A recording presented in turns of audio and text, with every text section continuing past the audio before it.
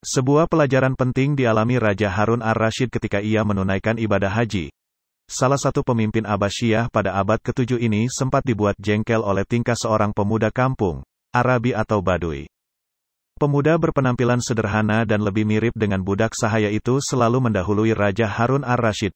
Padahal, sebelumnya sang raja telah memberikan peringatan bahwa selama ia melakukan ibadah haji, tidak boleh ada seorang pun yang mendahuluinya. Pengawal raja dengan sigap langsung melarang orang yang berpakaian sederhana itu. Namun dengan tenang ia menjawab, bahwa Allah tidak membedakan derajat seorang raja dan rakyat di tempat ini. Kemudian ia membacakan ayat Al-Quran yang artinya, sungguh, orang-orang kafir dan yang menghalangi manusia dari jalan Allah dan dari Masjidil Haram yang telah kami jadikan terbuka untuk semua manusia, baik yang bermukim di sana maupun yang datang dari luar, dan siapa saja yang bermaksud melakukan kejahatan secara zalim di dalamnya, niscaya akan kami rasakan kepadanya siksa yang pedih. Qs Al-Hajj 22-25.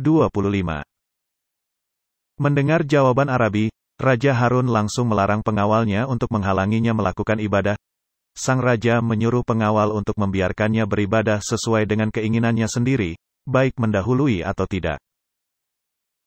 Selanjutnya, Raja Harun hendak mengusap dan menyentuh Hajar Aswad, namun orang Arabi yang tidak dikenal itu mendahuluinya lagi. Sang raja hendak melakukan salat di Hijr Ismail, namun lagi-lagi ia mendahului raja. Dan benar saja, semua ibadah yang hendak dilakukan Raja Harun di dalam Ka'bah didahului olehnya. Setelah raja selesai melakukan salat, ia menyuruh pengawalnya memanggil Arabi untuk menjawab beberapa pertanyaan yang akan diajukan oleh raja. Sejatinya, Raja Harun penasaran akan sosok lelaki dengan pakaian sederhana itu. Akan tetapi, ketika pengawal memanggilnya, ia justru tidak mau memenuhi panggilan raja, bahkan ia menyuruh pengawalnya untuk memanggil rajanya. Sebab, analogi sang Arabi, orang yang butuh seharusnya mendatangi bukan malah didatangi. Lagi-lagi Raja Harun harus tunduk di bawah aturan rakyatnya sendiri. Setelah raja mendatanginya, ia mengatakan, "Wahai Arabi, saya hendak menanyakan perihal kefarduan kepadamu. Jika engkau bisa menjawab, maka engkau orang yang hebat. Namun jika tidak, engkau orang yang lemah akan pengetahuan." Sebelum Arabi menjawab, ia justru menanyakan kepadanya, "Engkau bertanya perihal fardu yang mana? Fardu 1, 5, 17, 34, 94, atau satu fardu seumur hidup, atau satu fardu dari 12, satu fardu dari 40 atau 5 fardu dari 200? Mendengar pertanyaan Arabi, Raja Harun dan semua pengawal saat itu justru tertawa berbahak-bahak. Menurutnya, ia hanyalah omong kosong karena tidak bisa menjawab pertanyaannya. Setelah itu, raja mengancamnya apabila tidak bisa mempertanggungjawabkan pertanyaan yang ia ajukan.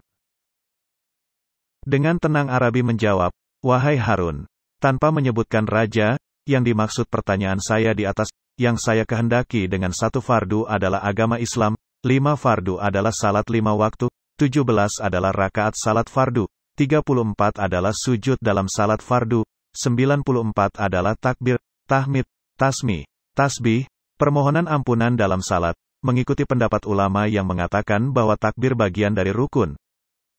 Seperti Imam Ahmad, yang dimaksud satu fardu seumur hidup adalah haji, 1 dari 12 adalah bulan Ramadan, 1 dari 40 adalah zakat emas dan perak dari 40 dinar, 5 dari 200 adalah 5 dirham emas dari 200 dirham. Mendengar jawabannya yang begitu detail dan terperinci, Raja Harun bersimpuh malu di hadapannya, kemudian mempersilakan Arabi untuk bertanya kepadanya. Arabi kemudian bertanya, "Bagaimana pendapatmu perihal laki-laki yang haram melihat wanita di waktu duhur, ketika waktu asyar halal melihatnya, dan haram kembali ketika waktu maghrib, halal ketika waktu isya, namun haram ketika waktu subuh dan kembali halal di waktu duhur?" Pertanyaan yang disampaikan Arabi kepada Raja Harun ternyata membuatnya sadar, bahwa ia tidak memiliki pengetahuan sedikit pun di hadapannya. Dan benar saja, sang raja sama sekali tidak mengetahui jawaban atas pertanyaan tersebut. Sang Arabi kemudian menasihati Raja Harun disebabkan ketidaktahuan jawaban atas pertanyaan yang disampaikannya. "Engkau adalah seorang raja, tidak sepatutnya tidak bisa menjawab suatu permasalahan, apalagi pertanyaan orang desa yang tidak memiliki kuasa apapun, dan pertanyaannya sangat gampang. Raja Harun kemudian mengatakan, "Semoga Allah meninggikan derajatmu dalam ilmu pengetahuan. Saya memohon untuk berkenan menjelaskan pertanyaan tersebut." Sebelum Arabi menjawab dan menjelaskan pertanyaan yang disampaikan pada raja, terlebih dahulu ia bersedia dengan syarat Raja Harun akan bersikap penyayang kepada fakir miskin, tidak menghina mereka, dan mengasihi orang tua. Alhasil, Raja Harun bersedia dengan syarat tersebut. Kemudian sang Arabi menjelaskan, lelaki tersebut haram melihat wanita yang bukan mahram pada waktu duhur. Ketika waktu asyar masuk, ia menikahinya sehingga halal untuk melihatnya.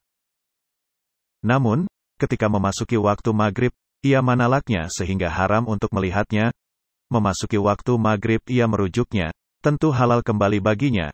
Ketika waktu subuh masuk ia melakukan talak dihar kepadanya, dan haram kembali.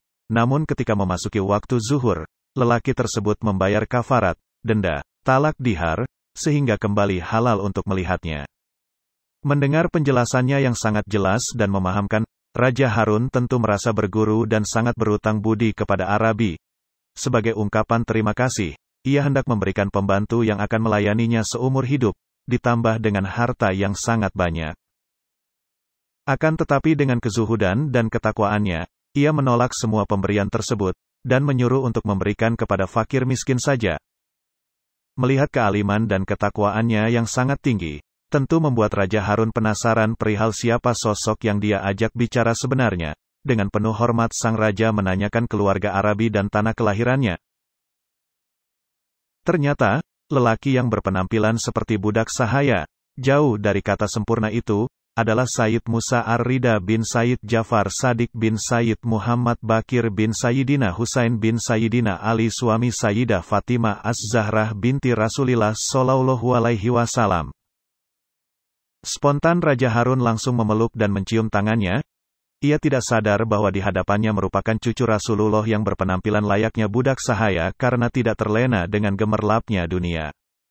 Kisah ini dicatat oleh Syekh Muhammad Nawawi bin Umar Al-Jawi Al-Bantani dalam salah satu kitab karangannya yang berjudul Bahjatul Wasail bi Syarhil Masail Alar Risalah Al-Jamiyah, halaman 4-5. Kisah ini memberikan sebuah pelajaran bahwa tidak ada salahnya seorang rakyat mematahkan argumentasi rajanya, sepanjang argumentasi yang disampaikan sesuai dengan undang-undang, tidak anarkis, dan sesuai dengan aturan. Sebab, kebenaran bukanlah monopoli orang-orang atas dan kesalahan bukan monopoli orang bawah.